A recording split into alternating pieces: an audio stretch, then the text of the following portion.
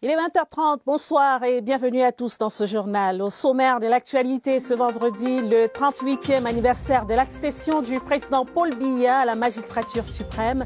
Le RDPC réaffirme son attachement au renouveau et invite ses militants à la réflexion sur la décentralisation.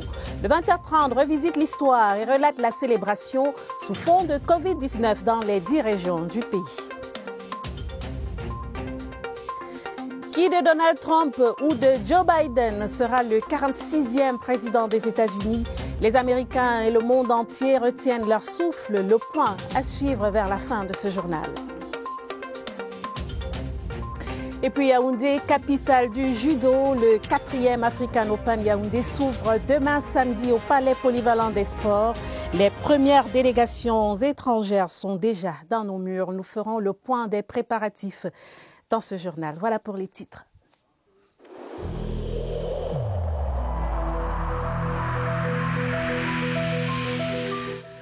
Il est essentiel que les mesures qui ont été indiquées soient absolument respectées par chacun de nous. Lavez-vous régulièrement les mains à l'eau et au savon ou à l'aide d'un gel hydroalcoolique. Restez à au moins 1 mètre de distance des autres personnes, surtout si elles toussent, éternuent ou ont de la fièvre. Si vous avez de la fièvre, de la toux ou des difficultés à respirer, consultez un médecin.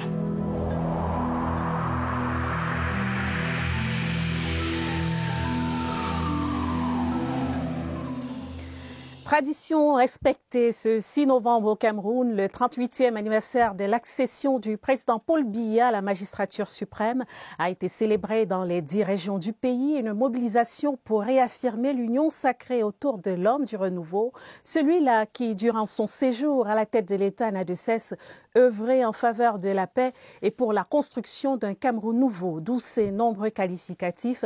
Paul Biya, mendiant de la paix, Paul Biya, bâtisseur infatigable. Augustin Guizana. Elle se fait appeler la fille aînée du renouveau. De la province à la région sous l'ère Biya, l'extrême nord par la voix de ses élus s'en vante. Nous avons vu la création d'une université au niveau de notre région. Nous avons été attaqués par la secte Boko Haram. Mais le président de la République nous a montré qu'il est avec nous. En effet, une fois à la magistrature suprême du Cameroun, Paul Biya va s'investir en véritable mendiant de la paix et en grand bâtisseur. En 38 ans, le Cameroun n'a pas connu de guerre civile. Le Cameroun n'a pas été fracturé en morceaux. Face au vent contraire, auquel s'ajoutent de multiples crises, le chef de l'État va opposer le dialogue. Il a même invité les enfants qui sont dans la brousse de déposer leurs armes. Ça, c'est, comme lui-même dit, nous sommes les mendiants de la paix. Il y a la crise économique internationale qui fait que les ressources du Cameroun ont également diminué. Avec les pays de la CEMAC, le chef de l'État a œuvré pour essayer de stabiliser à travers les accords signés avec les partenaires extérieurs, donc principalement le FMI.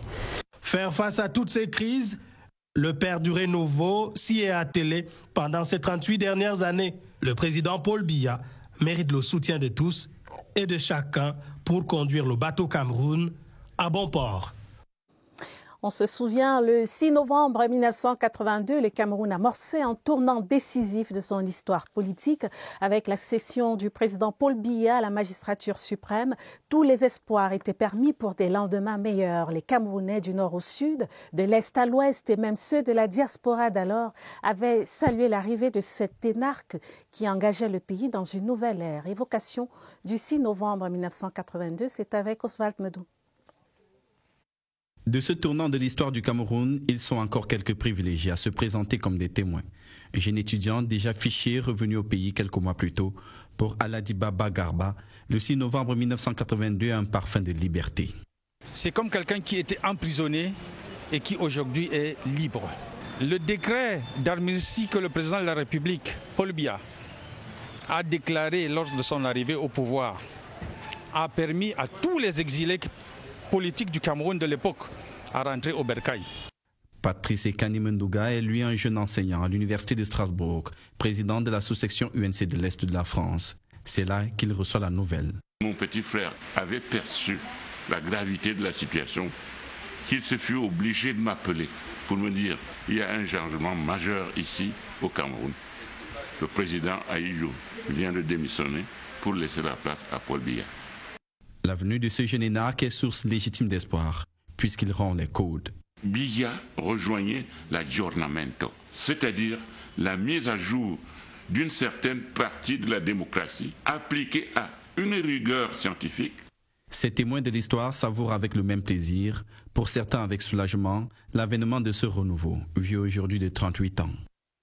38 années à la tête de l'État qui n'auront pas été de tout repos. Malgré une conjoncture nationale et internationale parfois difficile, Paul Biya a su maintenir les acquis, l'unité nationale, la stabilité démocratique et la résilience de l'économie. De précieux acquis qui font du Cameroun une nation particulière. Joseph Temamba. Son destin lui aura fidèlement façonné une belle étiquette, l'homme du 6 novembre. I do so swear. 38 années déjà qu'il préside aux destinées d'une nation d'une rare complexité, au point où maintenir l'unité au Cameroun s'apparente à un défi quotidien. Un acquis que Paul Biya consolide grâce à son attachement viscéral à la paix, sa pondération et sa tempérance. Allons-nous laisser remettre en cause notre unité nationale?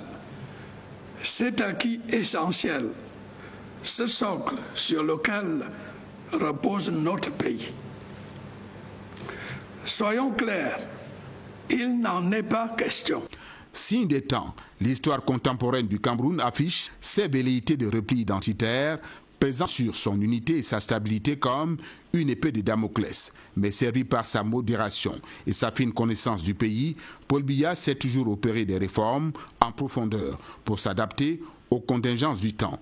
La Constitution de 1996 qui proclame l'État unitaire décentralisé, l'avènement du Sénat qui octroie au Parlement camerounais une forme bicamérale, la mise en place du Conseil constitutionnel, la réforme judiciaire, l'avènement annoncé des conseils régionaux constituent des institutions qui renforcent l'ancrage démocratique.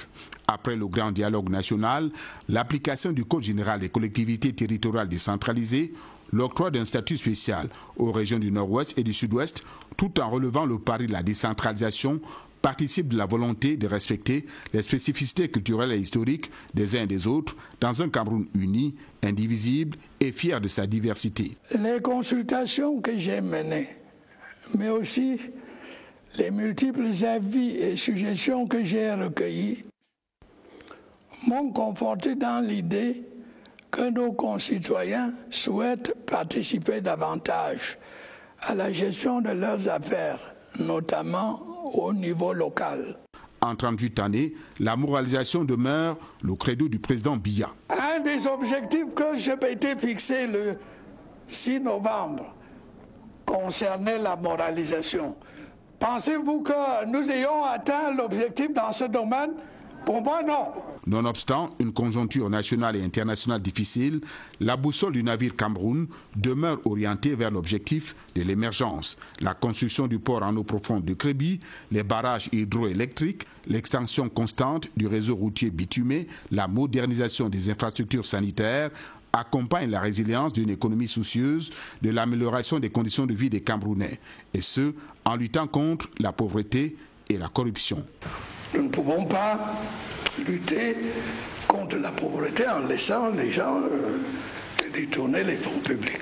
Légaliste et rompu à la pratique du dialogue, Paul Biya, grâce à son doigté diplomatique, aura obtenu la reconnaissance de la souveraineté camerounaise sur Bakassi, un acquis historique, tout comme ces brillantes victoires sportives qui hissent le Cameroun au firmament du sport africain et mondial, des infrastructures futuristes pour l'accueil du CHAN 2021 et de la CAN 2022 prouvent que grâce à la méthode de Biya, le Cameroun va toujours droit au but. Les réalisations du renouveau national sont nombreuses partout dans les 10 régions du pays. La capitale économique, par exemple, dans le littoral, a vu sa physionomie littéralement changer.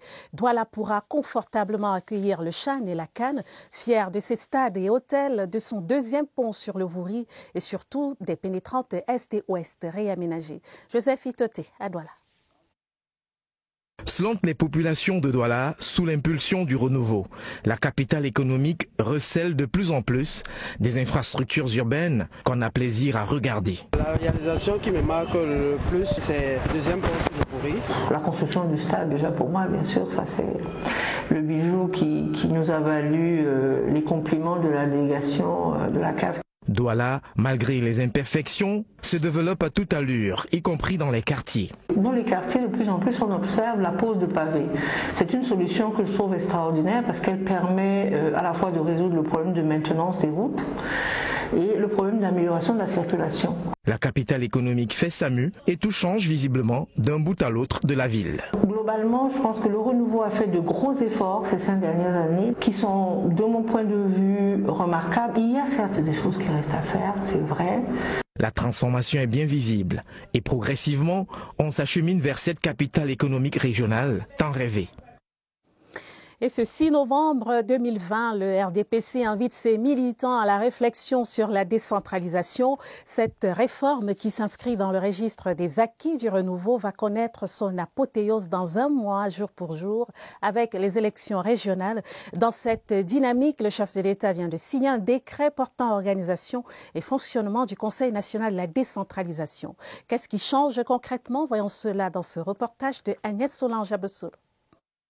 C'est la politique publique de la décentralisation qui prend là un coup d'accélérateur. Une organisation du Conseil national de la décentralisation qui repose tout d'abord sur un principe d'actualisation du dispositif juridique de la décentralisation avec pour priorité la mise en place d'une administration spécifique visant la promulgation du Code général des collectivités territoriales décentralisées. Désormais, le Conseil national de la décentralisation doit définir les outils de suivi d'évaluation. Sur le fonctionnement, le décret présidentiel du 3 octobre dernier intègre l'ensemble des membres du gouvernement et tous les acteurs intervenant dans ce processus.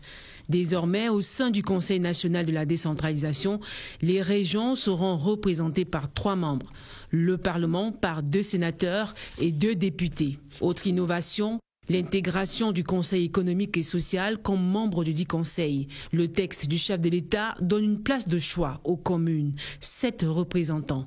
L'on note donc une représentativité des acteurs du terrain équilibrée pour faciliter le processus de décentralisation. Allons maintenant vivre cette célébration des 38 ans du renouveau sur le terrain. Premier arrêt, la commune de Yaoundé 3e où le maire Lucas Owona a saisi l'occasion pour remettre des dons et visiter les différents chantiers engagés dans son arrondissement. Le reportage de Caroline Ouetti. C'est une journée symbolique choisie par le maire de Yaoundé 3e pour distribuer du matériel de bureau, des kits sanitaires et des denrées alimentaires aux établissements secondaires publics et aux associations caritatives de son arrondissement.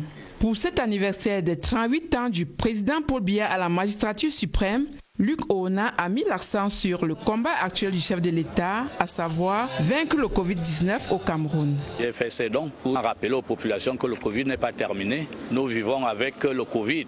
Il faut continuer à prendre les mesures barrières. Pour accompagner le président de la République dans l'effectivité de la décentralisation qui lui est chère, le maire de Yaoundé 3e a visité les chantiers engagés par la mairie, à savoir, entre autres, les constructions de 2 salles de classe à l'école publique des Toits et les bâtiments du marché Nsam. Le sous-préfet du dit arrondissement n'a pas caché sa satisfaction. Et nos impressions sont très bonnes. Les chantiers engagés sont impressionnants et ils évoluent très bien. Le maire Ona Lucas a exhorté les bénéficiaires à faire bon usage de leurs dons. Dans la section RDPC des Hauts-Plateaux Nord-Est à Batié dans la région de l'Ouest, les militantes et militants ont vécu l'événement autour d'une table ronde sur la décentralisation. Les échanges étaient coordonnés par l'honorable Bernard Fongan, président de la section. Le compte rendu de André Aristide et Combat, CRTV Ouest. La mairie de Batié, parée aux couleurs de l'homme du 6 novembre 1982, a accueilli la crème des militants retenus pour participer à la célébration de l'an 38 du renouveau national. Les raisons de la mobilisation autour du président Paul Biya pour ne pas compromettre la mise en œuvre de la décentralisation au Cameroun ont constitué la ligne force. Aujourd'hui, célébrons une vision, le renouveau. Et aujourd'hui, nous célébrons une nation, le Cameroun. Les panélistes soutenus par les chefs traditionnels et les élus locaux ont été rejoints par les cadres du Parti du Flambeau et les autorités administratives venus délivrer un message aux électeurs des conseillers régionaux. Pour l'avènement d'une décentralisation garantissant la paix et le développement local, une motion de soutien adressée au président de la République a été lue et remise à qui de droit pour transmission. Battier, terre d'élection du RDPC, s'est engagé à plébisciter la liste acquise à l'implémentation de la politique des grandes opportunités. Son de cloche à Konolinga dans l'Union et Fumu Sud, les conseillers municipaux, membres des bureaux de section RDPC et chefs traditionnels ont célébré l'événement autour d'une table ronde axée sur la gouvernance territoriale et la décentralisation. C'était sous la houlette de Robert Gili, chef de la délégation permanente départementale du RDPC. Alvin Gizalzi. Le processus de décentralisation est en marche dans notre pays. Malheureusement, il n'est pas parfaitement maîtrisé par les élus locaux. À l'occasion des 38 ans du magistère du président de la République, la session RDPC Nyon et Fumu Sud à Konolinga a fait appel à un expert pour édifier conseillers municipaux et chefs traditionnels. Séverin Diasambé, dont la langue locale, est revenu sur l'enjeu de la décentralisation et ses perspectives pour le développement local.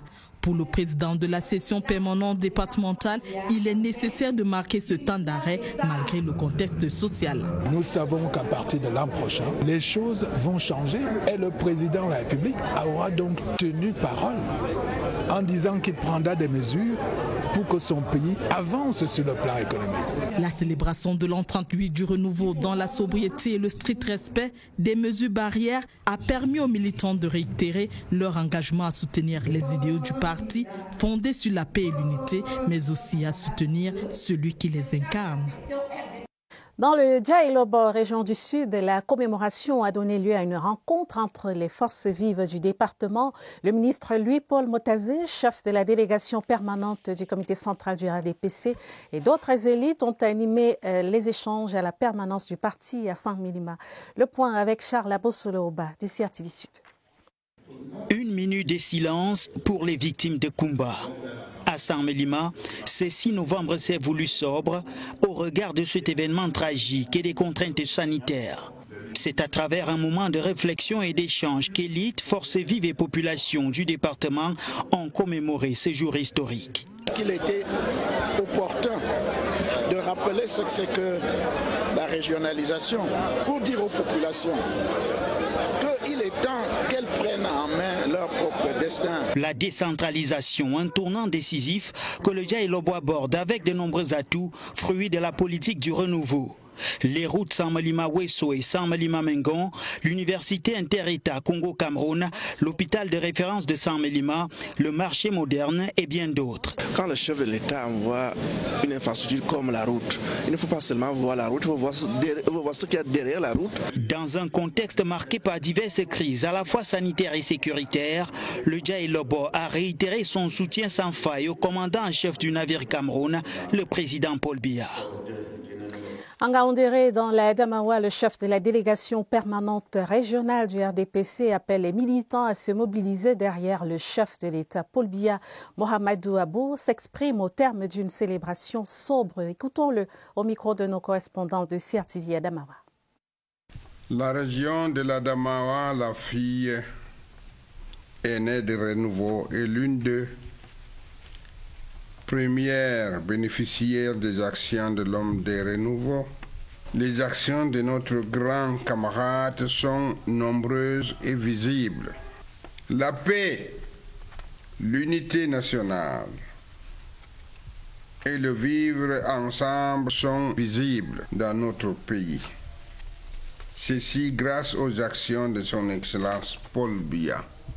Le 6 décembre, offrant une victoire aux À Bamenda, dans le nord-ouest, la célébration de l'an 38 du renouveau a été l'occasion d'offrir des kits scolaires et du matériel anti-Covid aux enfants de la Bilingual Nursery and Primary School de Santa. À la manœuvre, le président de la section RDPC Mesam 2, Frou Jonathan. Valentin Kouadeu, à Bamenda. L'attachement du président de la République Paul Biya à la région du Nord-Ouest n'est plus à démontrer de l'avis des partisans du RDPC qui ont tenu à lui adresser une nouvelle motion de soutien en ce 6 novembre 2020 à Bamenda. La magie du président de la République existe toujours. Donc ce qui se passe, c'est temporaire. Et d'ici peu, on va trouver des solutions pour que l'État puisse mettre fin à cette situation difficile. Pour les militants engagés ressortissants du Nord-Ouest, le chef de l'État a beaucoup apporté aux localités de la région. Le statut spécial que nous sommes en train d'avoir pendant la décentralisation donne ces possibilités pour que la décision soit bien repartie pour les peuples du Nord-Ouest et Sud-Ouest qu'on faisait avant. Donc c'est là où on voit vraiment cette grande visionnaire du président Paul Biya. Le 6 novembre est donc un moment précis où les militants de cette région se tiennent la main pour rechercher ensemble la paix sous la conduite du président Paul Biya. Kribi dans l'océan a célébré les précieux lauriers du renouveau, le port en eau profonde et d'autres grandes réalisations. Les populations ont saisi l'occasion pour réitérer leur gratitude au chef de l'État. C'était au cours d'une séance de travail présidée par Jules Doré-Ndongo, chef de la délégation permanente départementale du RDPC. Franck Evina. L'Holodov ce vendredi. Ambiance plutôt morose pour un 6 novembre. Pas de célébration de masse, mais une réflexion en la salle des actes de la mairie. Au cœur des échanges conduits par le chef de la délégation permanente du comité central du RDPC dans l'océan, le climat politique dans cette circonscription, la décentralisation et les élections régionales à venir. Je me rends compte pendant les échanges qu'il y avait des messages erronés et des textes mal interprétés. Il profite donc de mon expérience et de ma présence pour que nous rectifions le tir sur le climat post-électoral. Il faut savoir, tout le monde ne peut pas être retenu. Comme le disait un ancien secrétaire général, chacun son temps, chacun son tour, chacun son moment. L'océan pense aussi au reste du Cameroun et s'insurge contre les ennemis de la paix. Face à ces entrepreneurs du chaos, soutien total au père du renouveau, démocrate, visionnaire, homme d'État pragmatique. Le port de Kribi, c'est une réalisation très importante et qui a un impact non seulement pour l'économie de notre pays, mais également sur la sous-région. Comme quoi, en termes d'acquis du renouveau, l'océan déborde.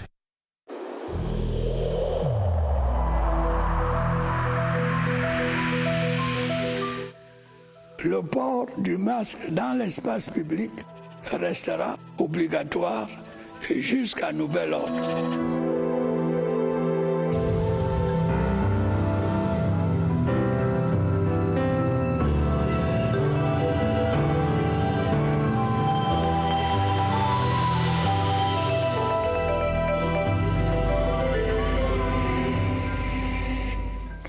Lutte collective contre l'infection Covid-19, le match Cameroun-Mozambique du 12 novembre prochain à Douala sera encadré par un protocole sanitaire spécifique. La conduite à tenir par chacun des joueurs et encadreurs, c'est l'objet de l'entretien d'Évariste Yenga avec son invité, le professeur William Ngachou, que nous retrouvons tout de suite au Centre des opérations d'urgence de santé publique à Yaoundé. Bonsoir Évariste et bonsoir à votre invité.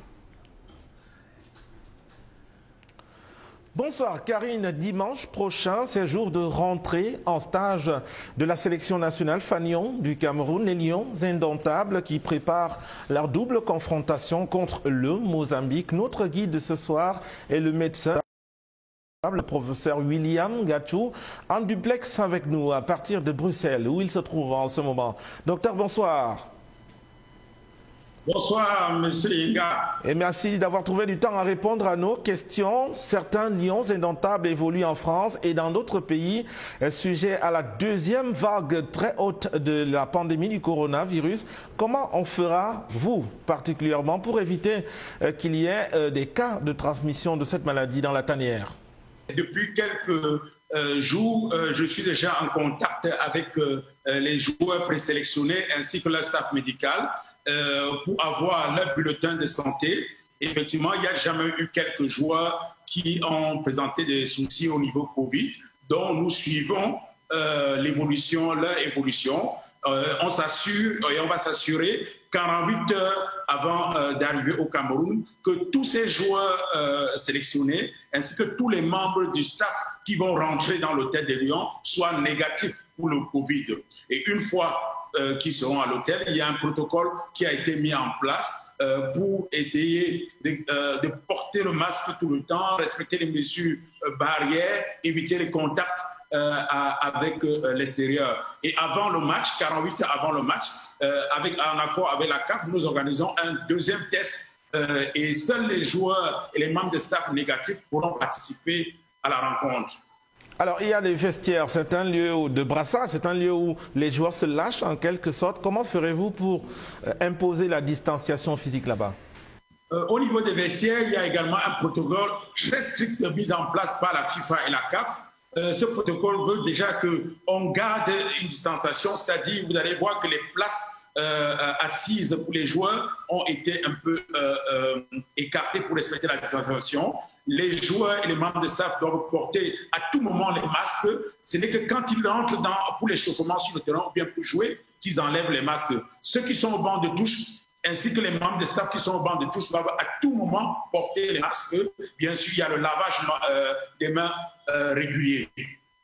Professeur William Gatchou, merci d'avoir répondu à nos questions. On reviendra vers vous mardi ou mercredi prochain à la veille de cette rencontre pour faire le point de la situation sanitaire dans la tanière. Merci infiniment d'avoir été notre invité, William Gatchou, qui est le médecin des Lions indomptables du Cameroun. C'était notre invité ce soir. À vous le plateau, Karine. Merci beaucoup, Évariste, et puis à demain pour un nouveau point. Dans l'actualité également, la dédicace à Yaoundé d'un ouvrage qui vient de paraître aux éditions l'UPEPO, Lutte contre Boko Haram, les victimes collatérales nous parlent. Le titre de cet ouvrage, l'auteur, le journaliste Benjamin Yakana, raconte le calvaire de ceux qui subissent de plein fouet les affres de la nébuleuse terroriste dans la région de l'extrême nord. Franck Evina. Les images et les couleurs sur la première des couvertures annoncent le récit d'une indicible barbarie, celle de la nébuleuse terroriste Boko Haram qui aura violé l'intime identité du Cameroun comme pays de paix. Benjamin Yakana rend témoignage des horreurs vécues, du sang versé et du drame humain engendré. Comme les larmes de ceux qui subissent cet ensauvagement, l'auteur a fait couler l'encre de sa plume, non pas comme victime des exactions terroristes, mais comme journaliste ayant séjourné à maintes reprises sur le terrain des opérations. 98 pages, 5 chapitres pour décrire les affres d'une guerre importée, une persécution déguisée. Chacun à son niveau peut intervenir. Si on est chrétien, on peut intervenir dans le sens de la prière, on peut aussi intervenir dans le sens de la générosité. Nous sommes allés plusieurs fois remettre des dons et maintenant si on est médecin, psychologue, psychiatre, on peut aussi intervenir en faisant montre de ses capacités pour aider ces personnes-là qui sur le plan moral et mental sont affaiblies. Dans sa casquette de pasteur, Benjamin Yakana fait parler la foi et appelle au renforcement de l'élan de solidarité pour les victimes des hordes terroristes. L'actualité internationale dans la suite de ce journal, élection présidentielle américaine, l'attente se prolonge. Les compteurs des voix des deux candidats sont bloqués depuis hier. 264 grands électeurs pour le démocrate Joe Biden et 214 pour le président sortant Donald Trump qui continue de crier à la fraude. Jean-Pierre Congé. Les résultats de la présidentielle aux États-Unis se jouent désormais dans 3 États clés où le démocrate mène la course, devançant son adversaire républicain de quelques milliers de voix. Pennsylvanie, Géorgie, Nevada, 42 grands électeurs au total. En effet, au fur et à mesure que les votes par correspondance sont dépouillés, le démocrate continue de distancer son adversaire. 49,4% contre 48,5% dans le Nevada. 49,5% contre 49,4% en Pennsylvanie et égalité presque parfaite en Géorgie à 49,4% avec seulement 917 voix de plus pour Joe Biden. Et il est à préciser qu'une victoire de l'ancien vice-président de Barack Obama dans l'un des 3 États lui ouvrirait définitivement les portes de la Maison-Blanche. Sauf qu'il faut compter avec l'entêtement de Donald Trump qui ne s'avoue pas vaincu. Il continue de crier à la fraude, ce qui commence à exacerber certains élus de son propre camp qui se désolidarisent de ces allégations qui pour eux ne reposent sur aucune preuve tangible. Une vidéo tronquée dans laquelle Joe Biden admet avoir mis en place un vaste réseau de fraude a même circulé mais très vite taxé Fox. Une longue attente qui a pour effet de provoquer des manifestations dans certaines villes américaines où les pro-Trump et les pro-Biden sont à 2 doigts d'en venir aux mains. En sport, Yaoundé, capitale du judo. Dès demain, samedi, l'African Open de Yaoundé réunit une dizaine de délégations au Palais des Sports. Le point des préparatifs à 24 heures du kick-off, c'est avec Évariste Yenga. Le Palais des Sports opère SAMU pour accueillir le 4e African Open Yaoundé, le tournoi international de judo. 8 délégations étrangères ont déjà rejoint le Cameroun, à l'instar du Nigeria, du Sénégal, de l'Afrique du Sud et de la Côte d'Ivoire. D'autres délégations sont attendues, mais toutes ne pourront pas honorer le rendez-vous de Yaoundé pour cause du coronavirus. Il y a des pays qui ont remis des restrictions en fonction des déplacements par rapport à la Covid-19. Donc nous attendons encore quelques délégations. À la veille de la compétition, les officiels sont à l'école. Un séminaire à leur intention pour l'appropriation des nouvelles techniques du combat. Nous avons comme ça un stage d'habitage qui est en train de se passer en ce moment derrière moi. Vous voyez, c'est un recyclage parce que vous savez, le règlement il est dynamique. Le Cameroun va défendre son titre de vainqueur de la dernière édition. L'objectif majeur de la compétition, c'est de marquer les points pour les Jeux Olympiques de Tokyo 2020, reportés en 2021. Donc nous devons marquer un maximum de points pour nos athlètes. C'est une vingtaine de judokas, messieurs, et une quinzaine chez les dames qui vont défendre les couleurs du Cameroun. Début de la compétition à 11h ce samedi au Palais des Sports par les éliminatoires. Avant de refermer ce journal, je vous donne lecture de ce communiqué radio-presse du ministre de la Communication. Le ministre de la Communication a le regret d'annoncer le décès de Madame Momo Tank Sandrine, journaliste principale et déléguée départementale de la communication pour le Ndé. Décès survenu le 20 octobre 2020 à Banganté de suite de maladie. En cette douloureuse circonstance, le ministre de la Communication adresse à la famille éprouvée les condoléances les plus attristées de tout le personnel auquel il associe l'expression de sa profonde compassion. C'est signé René Emmanuel Sadi, ministre de la Communication. Fin de ce journal préparé avec la collaboration de Mirabel Tala, Rosine Manga, Maria Mazou et Raïssa Ndié, toutes des stagiaires. Prochain rendez-vous avec l'information sur l'SRTV à minuit. Très belle soirée à tous. À demain. Bonsoir.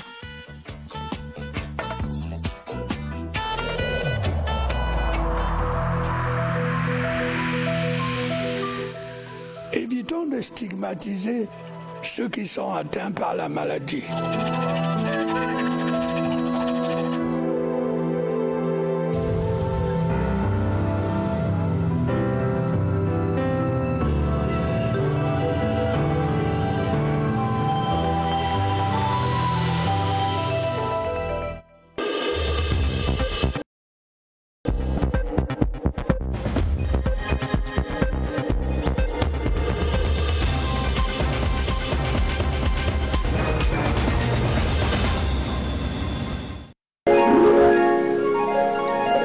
CRTV News, ici, toute l'info.